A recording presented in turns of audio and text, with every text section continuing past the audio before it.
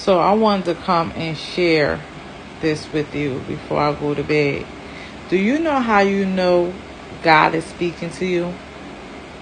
Because it's opposite of what you said you were going to do. For example, when I cut my hair, I told myself that I was not growing my hair back. I was going to keep my hair cut forever. I'm growing my hair back. Why and how do I know God told me to do it? Because it's opposite of what I said I was going to do.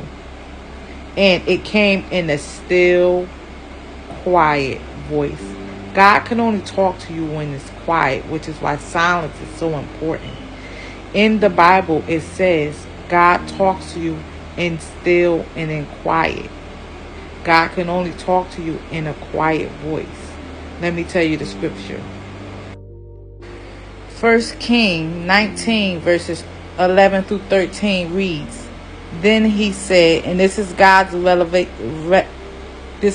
revelation to Elijah. Y'all know I got a speech impediment, so don't mind me if I stutter. It's just what it is. You still can hear what I'm saying. God's revelation to Elijah. Then he said, Go out and stand on a mountain before the Lord. And behold, the Lord passed by, and a great and strong wind tore into the mountains and broke the rocks in pieces before the Lord. But the Lord was not in the wind. And after the wind, an earthquake. But the Lord was not in the earthquake. And after the earthquake, a fire. But the Lord was not in the fire. And after the fire, a still small voice. So it was when Elijah heard it. That he wrapped his face in his mantle and went out and stood in the entrance of the cave. Suddenly a voice came to him and said, What are you doing here, Elijah? It's in the Bible. You have to sit still and be quiet in order to hear God's voice.